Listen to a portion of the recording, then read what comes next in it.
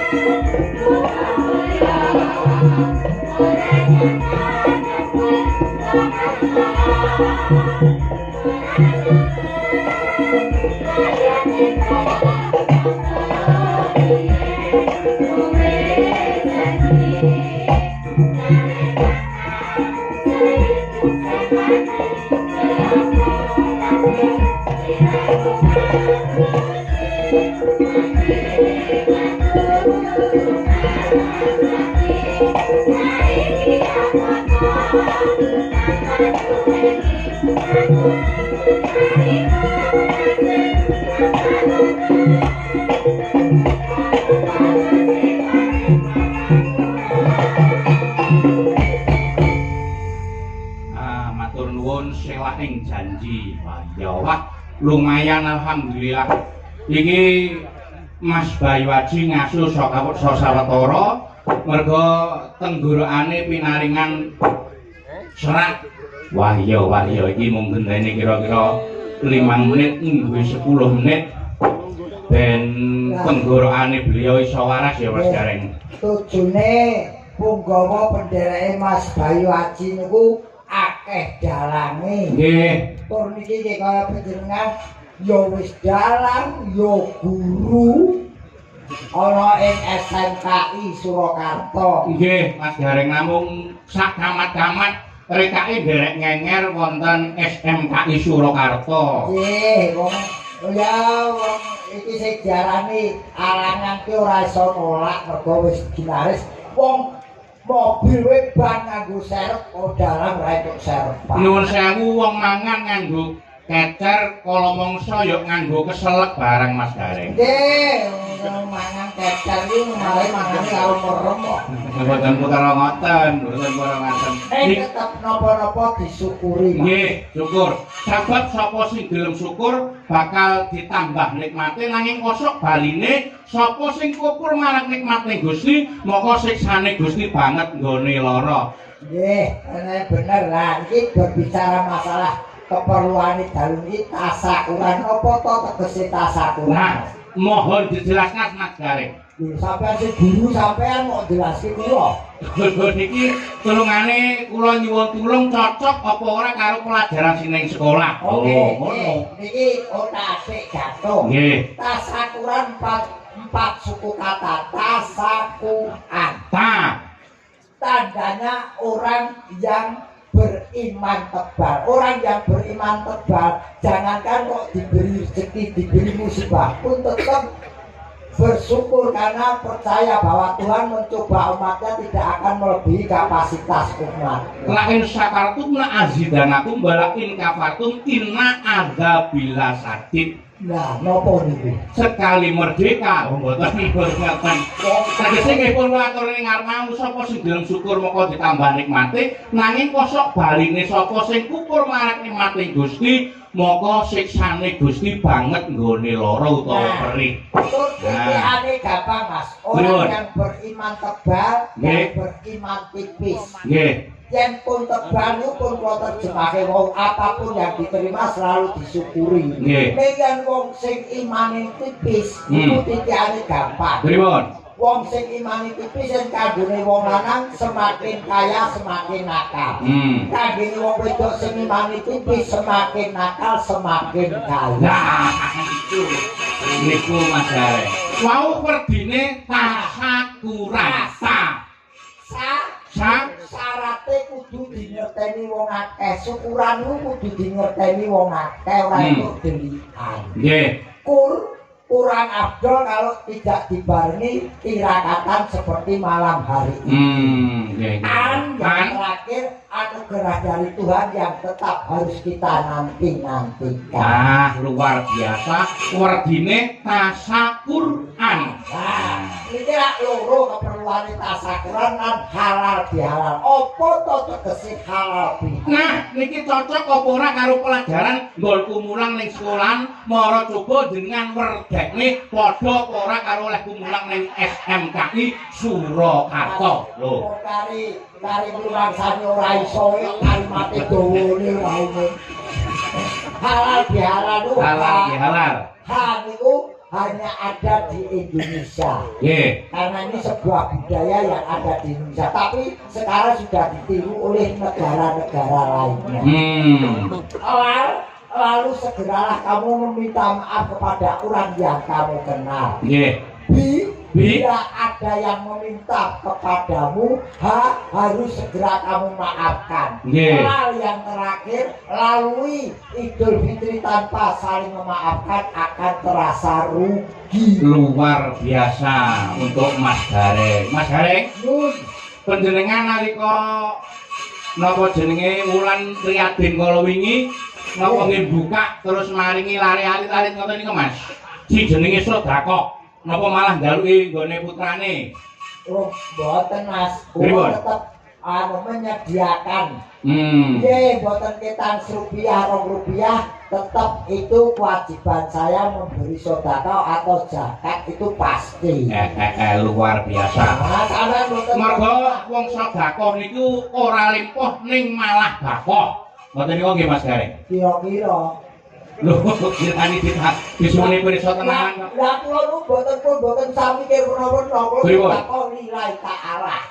Nggih. Luar biasa. Untuk barang ya alhamdulillah ora masalah. Sing penting berbagi rezeki. Nggih, terima kasih untuk Mas Kalimat. Kalimat yang ini bab tetulung dong. Nggih. Napa tetulung marang wong sing keluwen cukup nganggo sego sak bulukan. Nulungi wong kodanan cukup nganggo sembar godhong gedang. Nah, nulungi wong susah cukup kanggo sak ucapan. Tetulung kuwi gampang, sing angel kuwi matrape atimu supaya gelem lan seneng tetulung marang wong liya. Luar biasa. Nulungi gampang nek karo boten. Nggih. Tegese nek nulung aja nganti mentung. Nggih Mas Gareng. Nulung mentung apa? Lah niki tulung jenengan jelasne cocok boten kalih kula nek maringi napa mene pelajaran ten sekolahan. Sing tegese tulung kok nganti mentung niku pripun? Lho. Itu dikerake. Pripun? Iki dalam penuh dengan tanda tanya. Kok iso tanda tanya? Kebawa takon wae. Wong sekali dhewe to. Iki dalam Sarmadi. Asli dalam wis kok dalam ndi? Trenggalek, Mas. Trenggalek. Nggih, namun Trenggalek mergo iki terakhir Nggih. Giling. Niki putune Minak Sopal. Lho. Nggih, ya Kok terenggiling. ora malih ngono. Mahmud. Tak tulung aja nganti mentung. Nggih. Yen tulung ya sing ikhlas. Sing ikhlas. Duwe kekarepan dibalik pitulunganku. Kaya nek bebucal ngoten nika nggih Mas, kaya nek bebucal ngoten nika aja nganti apa teko karo pelajaran sing tak tomo di sekolah. aja nganti apa sing diguwang utawa sing diilangke ana ing WC kuwi terus digoleki maneh lho ngono Mas. Nggih. Niki pripun? Niki mumpung akeh bocah-bocah iki. Nah. Nika mriki kaya budaya ora arisan ngono. Nah nggih, niku warisane pun dipothelke wae kok. Nggih. Niki mumpung sami kepareng lenggah Nggih. sinambi kerantos Mas Bayu pulih bebayunipun. Loh, Mas Bayu sampun mulai bayune. Lah nggih, tegesipun nyatanipun pulih malih awit nuwun sewu. Sok tenggorokan menika menawi nggen adem menika sok kala mangsa pancen radi keselio paminipun ngaten menika Mas. Jadi kok buli wis kaya Bayu Aji. Kok buli wis kaya Mas Bayu Aji. Nggih. Wah bareng di tepi ngarep Bayu pucet. Kula niku mboten kira mboten nggono Mas, pokoke donga kula masih tetep sehat bagas waras. Yen ki wong sedaya mawon terus masih iso munggah meneh. Wis Mas waras lho. Niki sadurunge ben tambah sehat ben bagas waras. Menawi kula kepareng nyuwun dipun selawat riyin Mas. Oh, sing ngasto bareng-bareng napa ijen? Ijen riyin. Sinten? Mas Gareng. Pusing kok. Ora. Iki kok petuk pisan merintahe nemen. Lho, kula mboten merintah. Kula Mas Bayu sampun paring Mas dawuh. aku ki ora badalan tok dalan yo ono cadangane. Mas Bayu sampun paring dawuh, Mas, Mas Armadi niku nek kula tak mundur sekedap nuwun sewu Mas Gareng mangke ampun entuk mandhap. Yo aku urung yen tugas belum selesai Nah, mriki. terus panjenengan nyuwun selawatan kersanipun anggenipun ingkang kagungan kersa menika kagungan dalem, kagungan damel menika saged barokah, sehat lahir batinipun, rezekinipun melimpah. Kula ajeng takon, selawatanmu sing pundi? Padang rembulan. Kene sampean iso mbok nyanyi dhewe. Ya ora enek bedane antarane ora enek bedane antarane wakil dalang karo nun sewu dagelan. Ora ngono to, Mas. Wah, wis jan. Dalam pocokan jalur. Lah iya. Sik aku tak nyuwun pirsa karo para penonton. Sik kira-kira nek Mas Gareng niku selawatan setuju napa setuju? Setuju. Niku aklamasi Mas. Oh, ini dalang apa provokator? Wong lari kok setuju batur dhewe. Piye kok aku setuju pokoke nek Mas Petro selawatan. Iki kan selawatan ku nganti kobong tak bacok. Aja aku. Ora iso. Pokoke ora iso. jenengan gawe kawan dhewe dider-derke dhewe. Ora iso. Mun kula mboten apal kok. Ora iso ngono jaluk ngono apal. Ya bisian. Ning nono Ora sampe mak kaya amatir kowe. ya menehi ancer-ancer. Kowe kene iki Atur-atur kok golek alamat. kowe kene wakilane terus didetaki. Wis ben wakil kok merintah. Ning Ning ning nong ning ayo ning. padang rembulan-rembulane tanggal siji. Jadi atungku yen pengen urip lumayan seragam pono anggon Gorip ibu. Ya.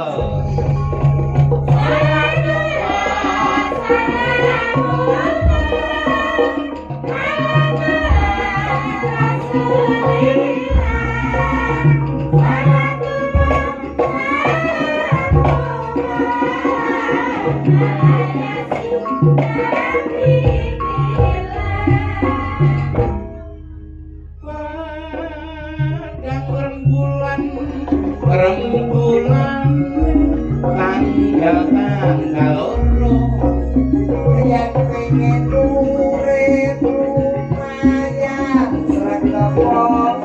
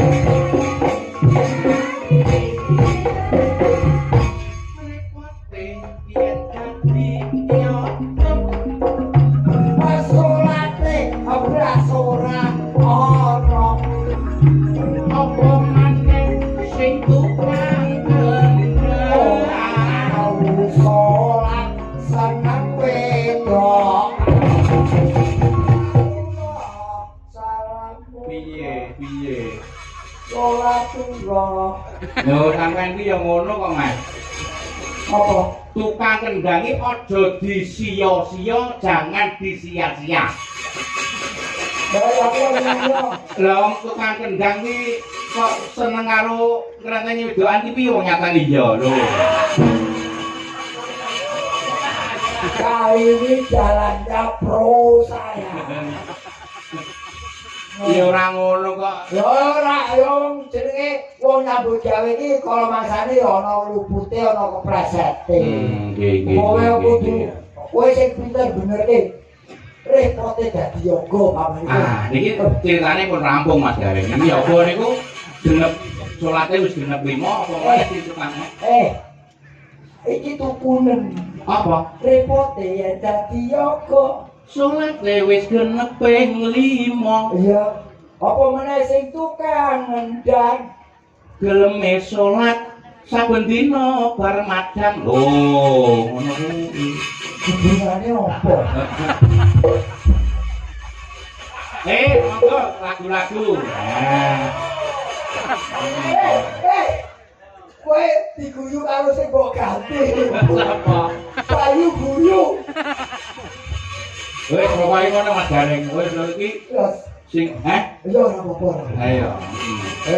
Dalam Dalang terus. Wah ini tenan, dalam sing kuat mental iki lho kejaba awakmu ora ono meneh. Lah kok saged? Oh, lho. Pokoke wani kok. Nggih.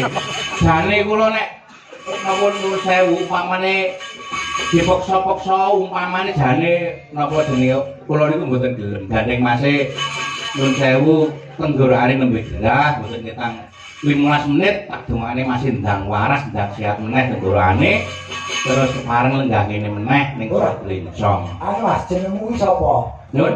Jenengmu sapa? Nami kula asli Petruk Sarmadi Sabda Utama. Sarmadi. Nggih. Sarmadi sar ki sarape kena. Terus mak mati ini kapan? nek kula mboten susul jenengan sing dhisik mboten napa-napa. Di Ora itu. Masa balapan kok mati. aja temas. Ora. Ning dengan begini kamu nanti, insya Allah ketularan wahyu. Amin Mas. Kula niku nderek panem wiwit tahun 2010. Ora takon, sing takon sapa? Ora sing takon kok pamer derek. Woi, Apa? wakil dalang iki kok sepayake. Ora nyepeleke wong ora nang takon kok kowe. Lagi arep ngomong lho, Mbok. Ora ngono. Mas, tolong eksekusi, Mas. Wah. Mas Gareng lagu-lagu Mas Gareng. Wah. Cocok kok. Lanjake bintang tamu sing kinis Niki. Nah. Turung mien lho, Mbak.